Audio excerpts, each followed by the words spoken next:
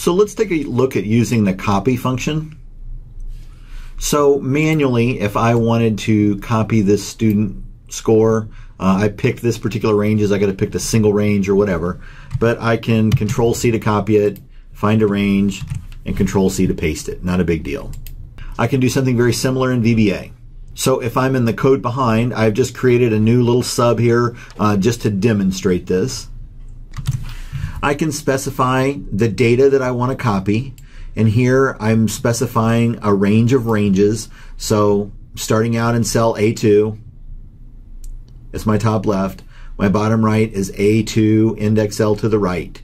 So I'm trying to capture that data. I'm going to .copy, use the copy method. And then the copy method has a destination argument.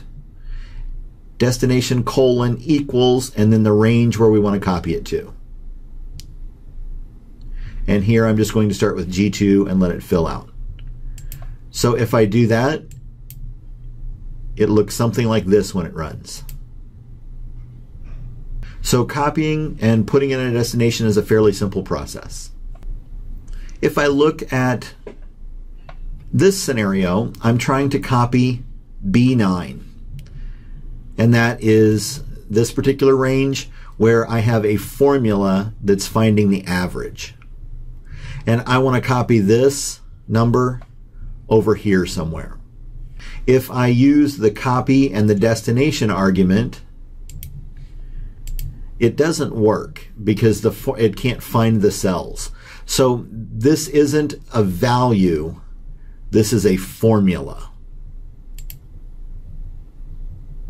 So what I need is a way to copy the number that this formula calculates. So not copy average B2, B7 over here, but actually number 47 and put it over here. And to do that, I can use PasteSpecial, and it looks like this. So I define the range I want to copy, and I copy it. And then the next thing I do is define the range where I want it to go. Choose PasteSpecial. And then I want to choose Paste Values. So now it takes this formula and turns it into a value that it can paste. And it looks like this. So here it's a formula, but here I've taken this formula, turned it into a value of 47 and pasted that value over here. Now if this were to change,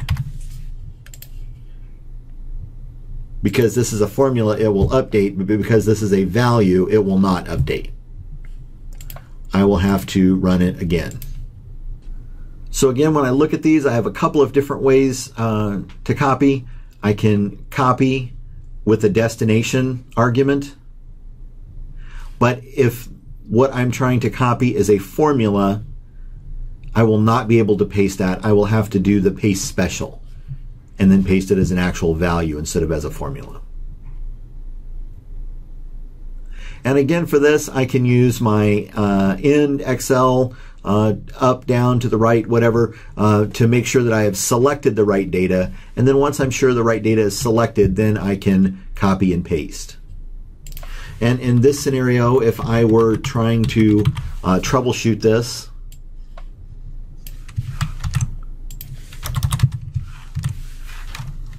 I could use the .select just to see if I'm picking the right data. So I can comment everything else out so it doesn't run. And then once I have my range of ranges dialed in and it's actually selecting the right data, then I can move it from the .select to .copy and then place the destination and things like that. So one other option I have for making sure I'm selecting the right data is this immediate window. If I'm programming along here and working and it's just not copying the right data, I want to see what data it's actually selecting. I can just grab my work, put it in the immediate window with the .select command, And I can see, oh, I'm selecting down and I need to be selecting to the right.